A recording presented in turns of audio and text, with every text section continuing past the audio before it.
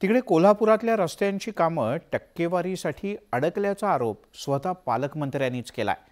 महापालिकेच्या आयुक्त के मंजुलक्ष्मी यांना भर कार्यक्रमात त्यांनी खडे बोल सुनावले। रस्त्यांच्या कामात नेमका काय अर्थ दडलाय पाहूयात एक रिपोर्ट।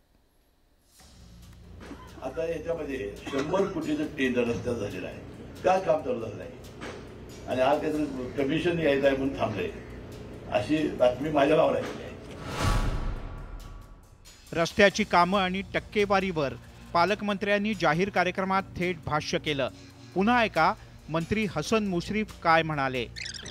आता याच्यामध्ये 100 कोटीचं टेंडर रस्त्यात झालेलं आहे, काय काम चालू झालं नाही आणि आज त्याचं कमिशन यायचं आहे म्हणून थांबलंय, अशी बातमी माझ्या नावावर आहे। कोल्हापूर शहरातल्या रस्त्यांची दुर्दशा झाली आहे। रस्त्यांसाठी राज्य सरकारनं 100 कोटींचा निधी दिलाय। कामाची निविदा सुद्धा मंजूर झाली आहे, मात्र वर्क ऑर्डर देण्यात अर्थ दडल्यानं ठेकेदारांनी कामाला सुरुवात केलेली नाही।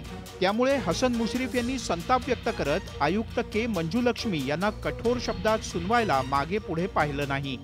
आणि आता थेट पाहिजे की रोज पाणी बंद पाणी चालू, किती लोकांनी सहनशक्ती करायची, की काय भानगड आहे।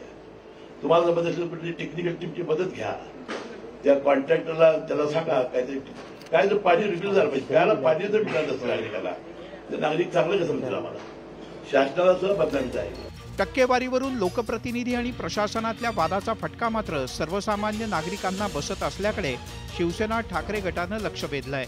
पालकमंत्र्यांनी ज्या पद्धतीने जापला असेल, ताशेर ओढले असतील, हा प्रशासन विरुद्ध राज्य शासन अशी लढाई सुरू झाली। पण जनतेनं काय करायचं? जनतेच्या भावना लक्षात घेऊन कॉन्ट्रॅक्टर लोकांनी ताबडतोब काम सुरू करावंच, अन्यथा शिवसेनेच्या पद्धतीनं आम्ही उत्तर देऊच। कोल्हापूर महानगरपालिकेला निधी मिळत नसल्यानं कामं होत नव्हती आणि आता भरमसाठ निधी येऊन सुद्धा तो टक्केवारीत अडकलाय। आता हसन मुश्रीफ यांच्या आक्रमक पवित्र्यानंतर तरी रस्त्याची कामं सुरू होतील का याकडे करवीरवासियांचं लक्ष लागलंय। व्हिडिओ जर्नलिस्ट संदीप पाटीलसह ज्ञानेश्वर साळोखे, न्यूज 18 लोकमत, कोल्हापूर।